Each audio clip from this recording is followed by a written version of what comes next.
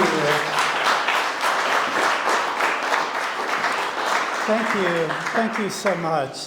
Thank you, Rich. Thank you, Deb. Rich didn't mention his group, the Friends of Look magazine, which I discovered, or they discovered me after my book was published, and I was much surprised to have a Facebook group with close to 500 members, Friends of Look. I also want to thank all of you for coming out tonight, and thank the Hotel Fort Des Moines. This is a great room. I'm very pleased to be staying here in a great room.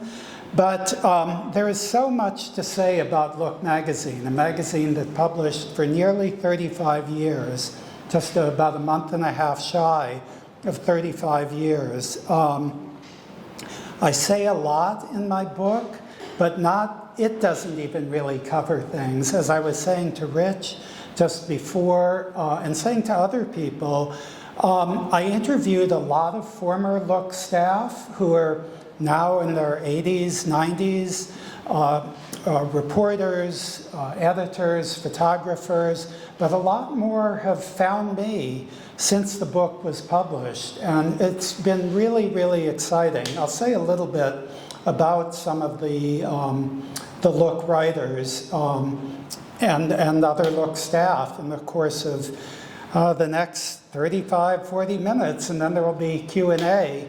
Now, I have quite a few PowerPoint slides here, and having done presentations before, I've been told not to have quite a few slides, except Look was very visual, so you'll have to bear with me, and I'll go through some of them very quickly. So here are just a couple of things, and I want to talk about what Look was, but some of you may recognize the two shots on the right from A Christmas Story and from Mad Men. Look has been featured in a lot of popular culture. The movie A Christmas Story on the top, and Don Draper and Mad Men on the bottom, reading an issue of Look.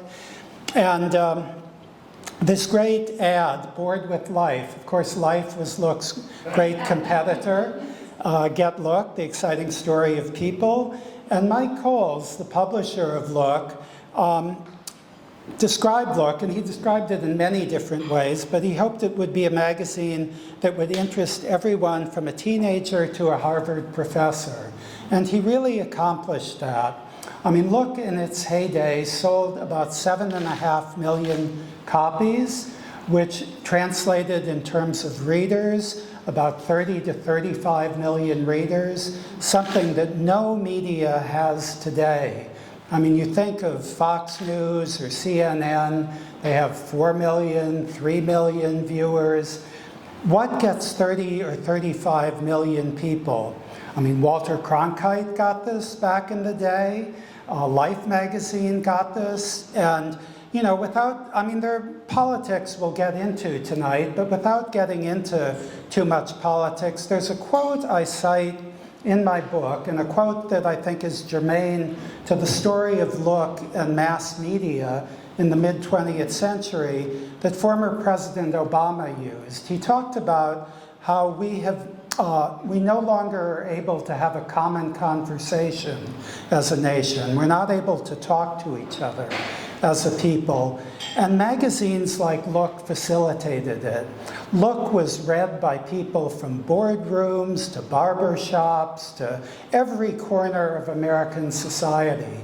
And you just don't have that. And people of all political backgrounds. Mike Coles called himself a liberal Republican. So let me tell you, well, before I get into the Coles family, so what was Look? I mean, some people here have Look connections, and I'd love to talk to all of you, if not later tonight, maybe be able to email or talk to you later.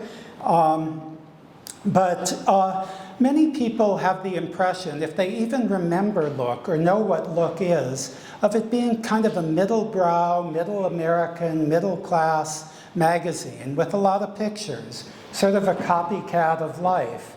But it was anything but that. It was the same format, same size as Life.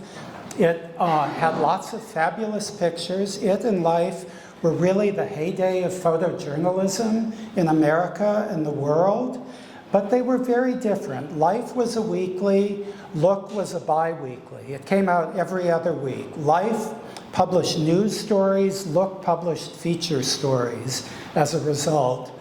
Life was much more part of the Eastern establishment. I mean, we're here in Des Moines. Look started in Des Moines. It moved its editorial offices to New York in 1940, where Life and Time Life were. But Look had much more of a populist sensibility than Life. Life went to the officials for its stories. And I worked at the New York Times. You know, this is the kind of journalism we did too. You know, we talked to the experts at the Ivy League or in government or in think tanks or wherever. This is what Life did by and large. Look went out and tried to tell the story of the American people and really people from around the world and tried to convey big issues through telling the story of people. And Look was also far less edited than Life. Life, some of you probably, many of you probably remember Time and Life and other Time Inc. publications. There was kind of one voice throughout. Writers did not have their own voice. In Look, writers were allowed to pretty much write what they wanted, to kind of dictate their stories. Yes, some stories were killed, some stories, didn't make it, but writers had much more of a voice in Look. And Look was also really more radical in a way, more iconoclastic. It was not the voice of the Eastern establishment. And I'll get into that more as I go through tonight. But so why did I write this book? As Rich mentioned, I'm a journalist, former journalist, historian, and I've taught courses in post-World War II US history. So this era is my meat and potatoes. I mean, I love the post-war era. I mean, without wanting to sound negative about the present day. I mean, how could anyone be negative about the present day? But, I think this was really the apogee, the high watermark of American history. We won World War II. We built huge post-war prosperity. We got lots of things done in the post-war era. And also, I have to give a little shout out to a late friend of mine, Michael Rose, who I dedicate this book to, a college friend who kind of turned me on to the subject of Look. I mean, my parents got Look in Life when I was young, but I didn't really think anything of it at the time. But Michael was a filmmaker. He said, let's do this book. Unfortunately, he died in the process early on in working on the book, so I wound up doing the whole book. But anyway, let's jump in to the Coles family, the Coles who founded Look. And I know as you go around Des Moines, you see the Coles name everywhere. So who is Mike Coles? You'll see him, and I'll run through a bunch of pictures here before I talk about him, but here's the Coles family tree. Now, Gardner Coles Sr., Mike Coles was Gardner Coles, as you'll see on the far right, the publisher of Look. Gardner Coles, his father, actually going back a generation farther, his grandfather was appointed by President Lincoln as his grandfather was an abolitionist minister appointed by President Lincoln as the Iowa collector of revenues in the 1860s. So he came out to Iowa. His father, Gardner Coles Sr., was all sorts of things, a farmer, a postman, but he managed to amass enough money to buy the Des Moines Register in 1902. And with that money, he started to become a fairly rich man. And he turned the Des Moines Register over to his son, Mike Coles. Now, Rich said that it was a startup. Well, some people say Mike Coles was born with a little bit of a silver spoon in his mouth. He went to Exeter Academy and to Harvard and came right out of Harvard to become very shortly the publisher of the Des Moines Register. And then in the mid-1930s, he decided he had studied, not only had studied the work of George Gallup, who understood that pictures were a way of drawing people in to journalism. If you look at old newspapers, before Life and Look, I mean, there'll be solid text. You won't see photographs. And this was a big revolutionary change in the 30s. There were some European magazines in France and Germany that were photo magazines before Look, but he decided to start a Sunday supplement for the Des Moines Register, which he soon figured out it would be much better to do as an independent magazine. Hence, Look was born. But before we get to Look itself, let's just talk for a few minutes about Mike Coles. So you will see here, he had 4 wives.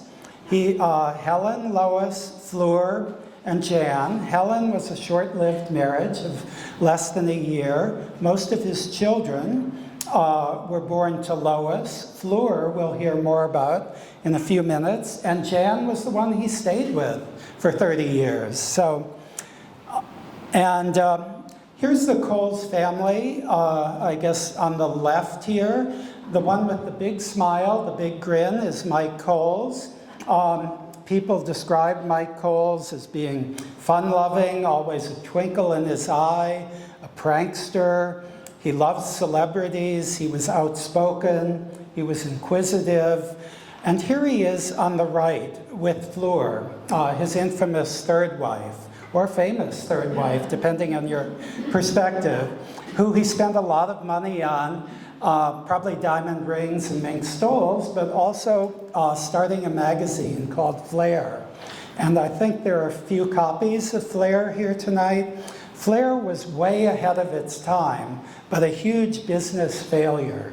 It had all sorts of fold-outs to it and things that popped out from the pages of Flair. It was published just for 12 issues in 1950-51. But this is Fleur Coles on the right. And Coles was friends or knew every president from Herbert Hoover to Richard Nixon. I think Nixon was the only one he wasn't really friends with, but here he is with Hoover. Here he is with Eleanor Roosevelt, who wrote for Look, with Eisenhower, LBJ. We'll come back to Kennedy. And he traveled the world. 2 of his honeymoons were in the Soviet Union. His second and fourth wives, I believe. But he traveled, visited Eva Perón in Argentina. Here he is with Stalin. During World War II, Mike Coles was a big supporter of Wendell Willkie. How many of you know the name Wendell Willkie? As I say, I teach history, and most young people don't know the name of Wendell Willkie. A great man who ran against FDR. If we only had 2 candidates like that running for president these days, we'd be very lucky. He supported Willkie, but FDR sent Mike Coles and Willkie on a trip to Europe after war had broken out in Europe in 1940, before Pearl Harbor, but after the Nazis had invaded Poland, France, the Netherlands, were bombing Britain. And he went to the Soviet Union and met with Stalin at 4 a.m. And we'll come back to Stalin a little bit later, but Mike Coles had an interesting kind of thing with the USSR. But which gave him good connections, and Look published things about the Soviet Union that other publications did not. Here he is again with Fleur, with Judy Garland and Bing Crosby. He loved celebrities. He loved hanging out in Hollywood, too. And on the right with Marc Chagall, the painter. So this is one of just a couple slides with a lot of text, and I apologize. But this is a way to talk about some of Look's philosophy.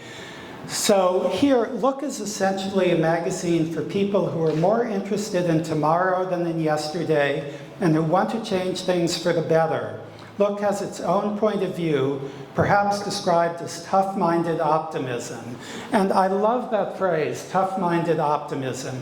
The magazine was optimistic throughout about America's and the world's future, but as he said, but only if people, we believe the problems confronting our civilization, not our civilization, can and will be solved, but only if people understand what's really going on around them and why. And yeah, Look believes in people, the belief that people move history. One of Look's most interesting writers, George Leonard, made this comparison to life. Life was cool, Look was warm, where life passed judgments generally aligned with the power elite. Look raised questions the power elite never thought of. Where life was consistent and predictable, Look was inconsistent and surprising. And then another statement that Look's sometimes serious but never solemn, usually entertaining but never frivolous, sometimes angry but never bitter, always hopeful but never complacent. And I think all of these are kind of, good approaches for journalism and for living and for our politics. So here, getting to where we are now and where Look moved. This is just down the street, the Look building, but Look moved its editorial offices to Manhattan in 1940. It only moved into this building on Madison Avenue in 1948, which was a brand new building. Sadly, the sign on that Look building too is gone. There are all sorts of sad things about how Look is forgotten, and I hope all of us will help change that. But this is where Look's editorial offices were until the end. Some images of staff. The guy up here on the upper right, this young African-American man, Chester Higgins, he was a photographer at the New York Times for many years while I was there. I had no idea he started his career at Look magazine. Here he was as a young man, so back in the late 1960s. I met up with him just a few weeks ago in New York. And the man next to him is Arthur Rothstein, the longtime photo editor of Look magazine, and really one of the legendary figures at Look. Rothstein was a Farm Services or Farm Security Administration photographer during the New Deal. He became the photo editor of Look. He was the mentor to Stanley Kubrick, who began his career at Look, and so many photographers. Again, one of the last two slides here with lots of words on it. But some of the famous writers and photographers, I'm happy to share some of these slides with you, and I'll talk about some of these writers as we go along. Pat Carbine, who is still alive in her 90s, was top editor of Look at the very end, one of the few women top editors of a major magazine in the US. She went on to co-found Ms. Magazine with Gloria Steinem. Dan Mish was the top editor of Look for years and years. George Leonard, a guy who, a big, advocate of new psychology, of radical ideas. Ernest Dunbar, one of the first African-American reporters at a major publication, joined Look in 1954. Laura Bergquist, I'll come back to her. I won't go through all of these people now, but this list on the right is interesting. Look not only was staff written, but it had lots and lots of famous guest contributors who wrote for it. And as you can see, everybody from Hemingway to Martin Luther King Jr., all of the Kennedys. Even though Coles was a Republican, he sent Adlai Stevenson around the world to write for Look after he was defeated by Eisenhower. Khrushchev, the only Soviet leader to write for an American publication, wrote for Look, and on. The young Gloria Steinem, Hubert Humphrey, Jean Renoir, the film director, and so here's Stanley Kubrick. This photo on FDR's death, Kubrick took at age 16, sold it to Look. You'll see this little memo from Kubrick to Mike Coles, to Gardner Coles, saying he attended high school, I'd like to join Look magazine. And he joins Look magazine for 6 years. And of course, Kubrick goes on to much bigger and better things, but had his beginnings at Look. And the last slide with text on it. So Look published a number of other magazines. Quick, Insider's Newsletter, Flair, which I mentioned, Fleur's magazine. You get the connection, Fleur, Flair in there. Okay, and Venture, which was interesting. Venture was the first magazine to use 3D photos on the cover. Some of you may remember these sort of serrated images that you would touch, the photos. When Look folded, it sold the Venture to American Express, became Travel and Leisure, but the photos are fabulous. Published many, many books, including a very famous series, 2 series about religion in America.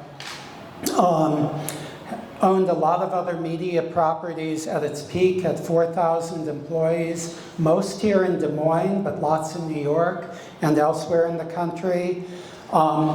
In the late 60s, it was a big enough company to make it to the Fortune 500. It had its first stock offering in '61. Here are a few, the story of America's religions, and the cover of Flair with some people peeking out from it. So the first 10 years, let's start getting into the history.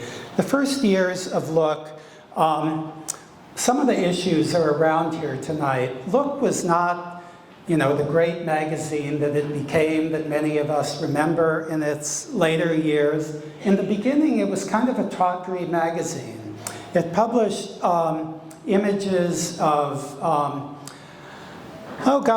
sort of, shall we say, girly images, kind of softcore porn images. Its first issue was even recalled because when you folded the back of the issue, it looked like something a bit pornographic, and no one thought Look would survive. But Look shaped up, and Look shaped up within a few years and got a lot better. So, realizing I'm needing to move along here, let's talk about some of the themes that Look covered. As I say, Look really coincided with a great era of American prosperity. And I've given these lectures about post-war American history many times. We all probably know the huge economic growth, home ownership expanded, and Look covered this. And you'll see some of these wonderful images of, the mother and her kids playing in the backyard pool, the new cars on the assembly line. Each year, Look would do big displays, big articles on the new cars coming out in America. Here on the baby boom, and the family in the late 40s and early 50s. This was the so-called Look Dream House that it featured in 1948. It may not look too dreamy today, but it was a big deal. And, Look really told the story of American growth and prosperity. And it was also very, as I say, very optimistic and rah-rah about the future. And I probably should have separated these slides, but the slide on the left from the early 50s was a story, and there were many stories about new jet or rocket technologies. And this was talking about how we would expect to be able to fly from San Francisco to New York in 75 minutes. Well, we all know that's come to pass. So, And Look did a lot of stories previewing the future. It did a great issue in 1962, the next 25 years, in which all sorts of predictions about the future. Its 70s issue, which I think there's a photograph around here, but I'll show you a copy in a slide later, that was quite an amazing document of prognostications about the future. But it also, by the mid-60s, started to see some of the problems with technology. And, you know, I just love this story from probably 65 or 66. You know, will it kill our freedom? God forbid, computers, technology killing our freedom. But it also did stories on, believe it or not, computer dating in 1965. There was a Harvard and MIT student who concocted a computer dating service, only in Cambridge, but they did stories and wonderful photographs. There was a long-time medical writer, Roland Berg. Here was a story, one of the first images published, Inside a Beating Heart. The image on the right, and I'll talk more about Norman Rockwell, but a Norman Rockwell painting. Rockwell worked for Look in its last years, but the Rockwell painting of the first steps on the moon. But one of the big stories with Look, and that I think is pretty unknown, and I've given some talks just on Look and civil rights. Look was very out front in talking about civil rights from the very beginning, going back to the late 1930s. And I'll talk about a few stories, but this image here on, I guess, the right, is by one of their great photographers, James Corrales, who also probably had the greatest access to Martin Luther King Jr. of any photographer. But Corrales took this image at the very end of the 1955 march from Selma to Montgomery, Alabama. But the image on the right, John Vachon, another Look photographer, I mean, think of this title, How Far from Slavery, in 1952. And here, you know, again, I told you there wouldn't be more text, and here there is more text. But this just to show, going back as far as 1939, talking about the issues of poverty among Black Americans. The famous writer Wallace Stegner authored a book for Look called One Nation in 1945, where he writes racism as an insidious illness. Dan Mish, the top editor, writing in 56, which I'll talk about that story in a minute. A great piece, Robert Kennedy, as I say, all the Kennedys wrote for Look. Suppose God is Black, based on a sermon he gave in South Africa, apartheid South Africa. And then William F. Buckley Jr., Why We Need a Black President, written in 1970, the conservative columnist, writing for Look. And Look had a special relationship with Jackie Robinson. Not only did it publish stories by Robinson and about the abuse he received as the first African-American player in professional sports, but Robinson, unlike players today who call out all the cameras and announce their retirement or announce anything, Jackie Robinson announced his retirement in an article in Look magazine, late 1950s. Now, the image on the right, I think, is one of the most famous stories that Look published.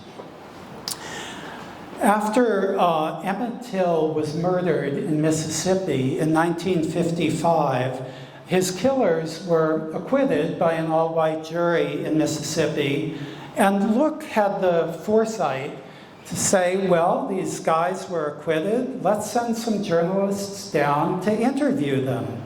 So it sent, some of you may know this story, it's a pretty well-known story, but maybe not well-known enough. Anyway, he got the journalist, William Bradford Huey, got the killers to not only confess to the murder, but brag about the murder.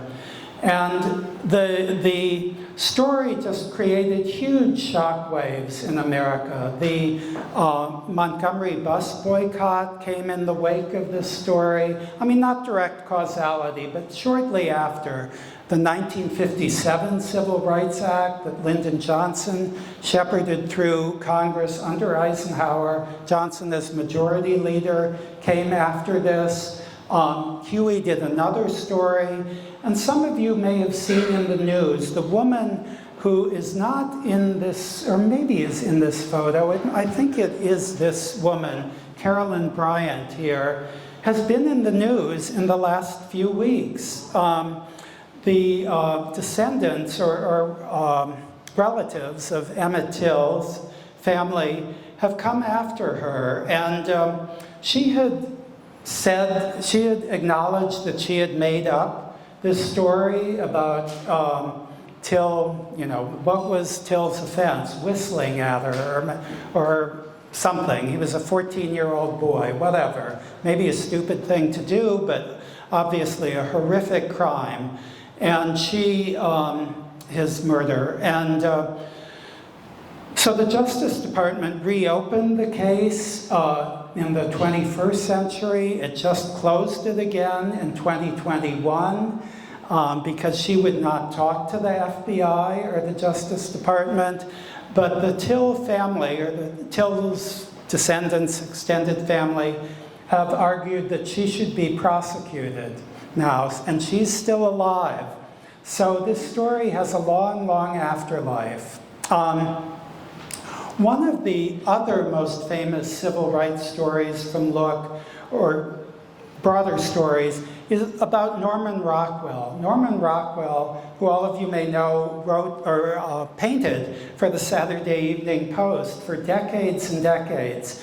And Rockwell was told by the Post editors he couldn't portray a black person in other than a subservient position. So, Mike Coles, being the liberal Republican that he was, said, come to Look and paint for us. This was the early 60s. And his first painting, first of 30 paintings he did for Look, was this, The Problem We All Live With, which is image of a little girl, a 6-year-old girl, Ruby Bridges, being escorted to integrate the New Orleans schools. And you'll see, the ugly language behind and so forth. They published, many stories on other types of racism. The story about this one Klan wizard, I think, is interesting. And you think of how pictures, as well as words, could have changed Americans' minds. Think of the huge readership again. Maybe not even so much, civil rights marches and legislation, but think of the words and pictures especially. And this was before color TV. I mean, this Klansman, he's threatening, but also kind of stupid looking. I mean, this kind of dopey looking costume with his little tchotchkes above his television set. And, maybe this made racism look kind of stupid to many readers. Another Rockwell painting, a very, very powerful one that appeared in Look, Murder in Mississippi, about 3 civil rights workers, 2 white men, 1 black man, who were murdered in Freedom Summer. A powerful, powerful painting. I could say a lot about that. The prior painting I showed you, actually, Obama had hung outside the Oval Office for about a year. Again, a Corrales photo of King with his daughter, an issue that looked at the blacks and the whites in the late 60s. Some of it was very powerful, some of it a little bit kooky. Jimi Hendrix socks it to the White Cats. Well, we all have our language from different eras, White Cats, whatever. Look also did a lot to kind of talk about the youth movement, the anti-war movement, the kind of new psychology in America, kind of liberationist psychology. The term the generation gap was coined in Look magazine by a writer, John Poppy, who I, believe it or not, will play you a little bit of John Poppy from just the other day. Okay. Yeah, let's give it a try. So this is a reason. Okay, my name's John Poppy. I worked at Look from 1960 to the early 1970s, 71, I believe. This is not professional. The last 8 years or so of that tenure at Look, I was stationed in San Francisco, which was a fantastic place to be in the 1960s for any kind of journalist, especially a journalist working at Look. Look was, without any doubt, the best magazine job I ever had. And my colleague and... Well, let me cut that off since I need to kind of go on here. I mentioned the article, Buckley's article of why America needs a black president in 1980. It was paired with an article by Gloria Steinem, who one of the first places she wrote was in Look, Why We Need a Woman President in 1976. And it appeared in this issue, the 70s. It was the first issue of the 1970s. And again, you know, a bit of this prognostication about the future, but also hope, also optimism. As Buckley said, in my book, I mean, basically his argument was, you know, if America's going to be true to its ideals, we need to be able to have anybody be elected. So let me just go on. Another kind of radical story Look did in 1971. It published a story about two gay men who got married in Minneapolis by a renegade minister in 1970. And the magazine got lots and lots of hate mail for this. I mean, this was at a time when homosexuality was really damned in America. But, you know, you'll see photos, and the photographer, Charlotte Brooks, was a gay woman, a lesbian woman. A very, very sensitive story and very surprising, again, belying Look's radicalism. Here, Look talking about the American family, and you'll see some things. Is the family obsolete? Happy families, married homosexuals, unwed couples, all these sort of shocking things for the late 1960s. And again, belying the notion that Look was just kind of a middle-of-the-road magazine. Here, the one on the right, another very interesting Look writer, Bill Hedgecath, who's still alive in Georgia, hung out with hippies, wrote in San Francisco, wrote a story that helped promote the Summer of Love in San Francisco in 1967. And apparently the Look story, probably more than even Scott McKenzie's song, drew young people to San Francisco. An early ecology issue. This was also, I believe, from the 70s issue. A photo by Art Kane with the ecology flag. Radical topics like the future of sex. Look also, and I know I'm running out of time, so I will, I'm seeing that I'm running out of time. So let me just say a little bit here at the end about it was also did notable work in covering foreign policy. And, so many stories. It was in World War II. It was very, alarmed, as many people were, about the dangers of nuclear weapons. The thing on the right, I found in my basement. My parents are no longer alive, but they must have collected this from right after World War II, this Your Last Chance, a supplement to Look. in 1946. They sent reporters along one great story along the Iron Curtain. They sent reporters along, and photographers along the whole length of the Iron Curtain. They talked about like the reindeer herders in Finland, whose reindeer ventured into the Soviet Union and how dangerous it was, about the little boy who played on the street that had been cut off in Berlin by the Berlin Wall, and how, you know, he didn't understand. Again, humanizing these macro issues in the world. He didn't understand why he couldn't play at the end of the street. Again, you know, and Stalin during the war was America's great ally, looked at the story of Stalin with little children on his lap reading poetry. By 1948, he was, you know, the evil dictator that he was. Look also was the first major magazine to get a photographer and writer. Phil Harrington is the photographer, and Ed Stevens, the writer here, into China, communist China, in 1956. And these were images published in Look in 57. That's Stevens with Zhou Enlai, Mao's #2. Oh gosh, they covered Cuba. Great story, Bill Atwood, who interviewed Castro after he seized power.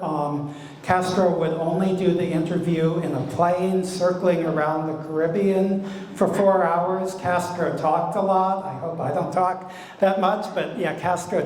So the interview was done above the Caribbean. And the writer, the story on the right, that's Laura Bergquist, who is one of a number of women writers for Look. A very interesting woman, married to another Look writer, Fletcher Knable.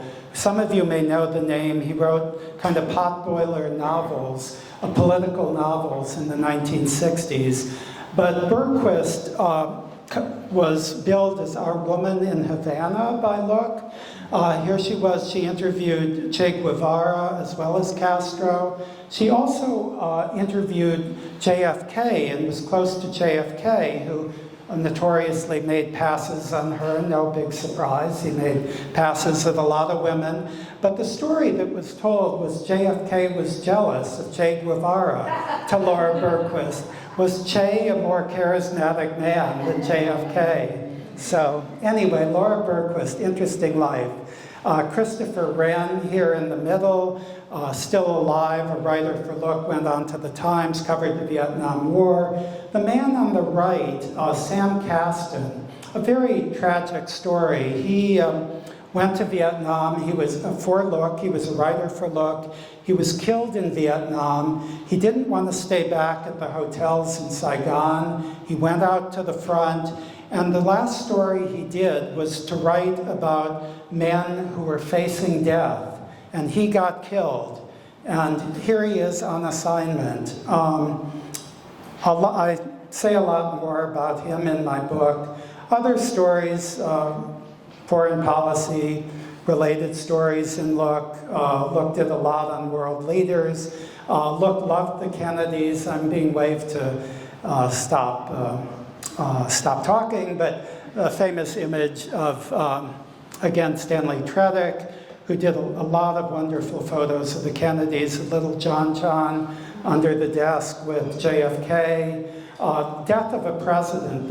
Look serialized William Manchester's book in 1967. It got into a big fight with Jackie Kennedy, not yet Jackie Onassis. And you know, they flew up to Hyannisport, Mike Coles, and Dan Mish was no longer living, I think Pat Carbine, and Bill Arthur, another top editor of Look. Anyway, they finally published a 4-part serialization that was said to have been read by 70 million people, the biggest selling Look issues in history. Look did lots and lots of celebrities. The pictures speak for themselves. Nat King Cole, Sean Connery, Johnny Cash.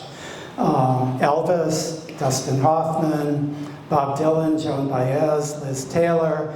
And so I just want to give a last shout out. Pat Dawson, are you here? Yes, Pat, who worked at the Coles Archives, Family Archives at Drake University here in Des Moines. So the two of the great places, several of the great places for doing research on Look are right here in Des Moines at Drake University. The Library of Congress, which has between 4 and 5 million images of Look, and almost none of these are digitized, just as Look itself has not been digitized, unlike Life, unlike so many other magazines and newspapers, which is a reason, really, something of a mission with, my friends Rich and Deb here to get the story of Look out to the world. Which brings me to my documentary, which I'm just getting underway. And I'm actually going up after Des Moines to Minneapolis to film interviews with members of the Coles family, and Will Hopkins, Look's last art director. I've got a small film crew. We'll be doing some filming in New York. People like Pat Carbine, Betty Brolin, who you may know the name, became an NBC correspondent. She started her career at Look. A lot of people at Look in the New York area. Anyway, there is a QR code. I have another John Poppy little squib here, but I won't bore you with that, or I can play that as I leave the stage here. But, I have not been in the business of asking for money in my life, so sorry about that. But you want to, you close on this. Yeah, thank you. Open your pocketbooks right now. Thanks for passing the offering plate around the back. No, we will not do that. Thank you, Andrew. Thank you. Can we get Thank you.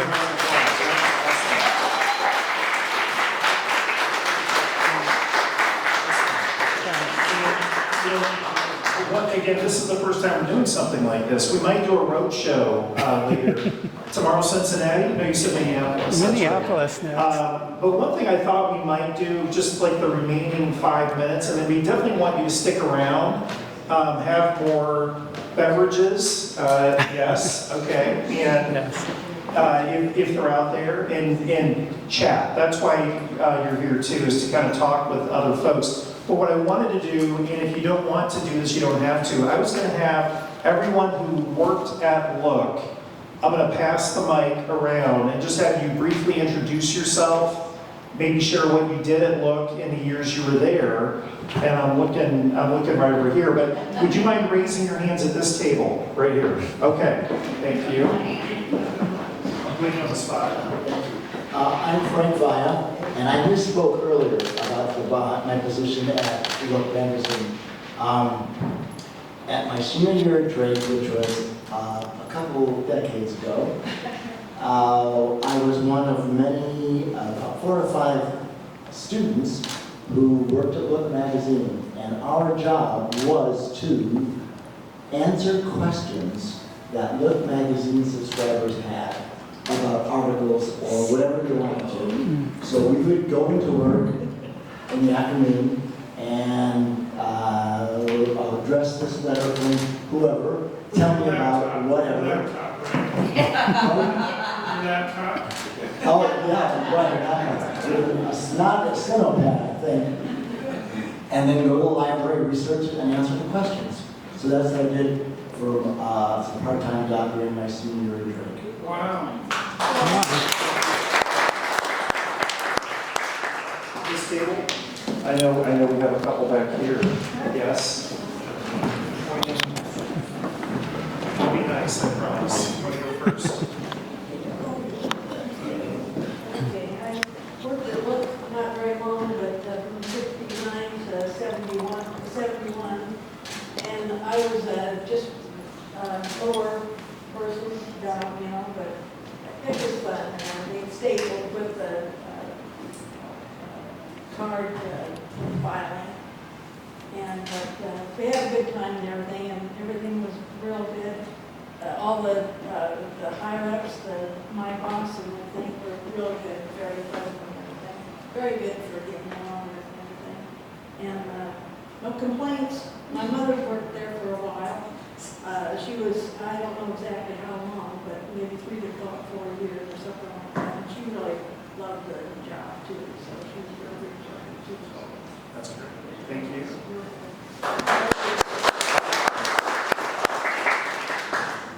My name's Lonnie Carlin, and I worked for Look Magazine from 1965 to 1969.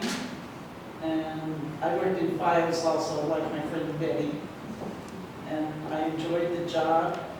And when I was working there, like for the holidays, I think for Thanksgiving and Christmas, our department, the file department, they would let us go down to Yonkers on the 5th floor, was it, where the restaurant was? And they would pay for all of our meals for us to eat there. And I thought that was very nice of the company to do that. That's great. Thank you. I'm Suzanne Taylor Martinez, and I think I began working for Look in '66, but I didn't come prepared with all those stats until just before '71. And I started out in what they call personnel. And back in those days, it was cool to be a secretary. So I was put first in the secretarial pool and then taken out of that by one of the agencies, which was Home Reader Service. And my boss ended up being, I guess he was president of the company that he spun off from HRS. It was Budget Marketing. And it is a very small world, because one of the ladies that was the go-to secretary, because she was older than the rest of us and she knew everything, was Deb's former mother-in-law. And also because we were right next to the fire station, which is now, what's it called, Mellows? Mellows. Okay, that used to be the central fire station. One day walking back from lunch, I met my former husband. Thank you. My name is Don Ross. I worked at Look Magazine right down the street here. I got out of high school in 1956 in a very small town in southwestern Iowa. Started working for Look Magazine and going to Drake University. And I worked for Look until 1972, when all of you know what happened in 1972. It was a wonderful place to work. I knew a lot of the people that we've talked about now. And my wife is here with me. This is Ann. We just celebrated our 65th wedding anniversary.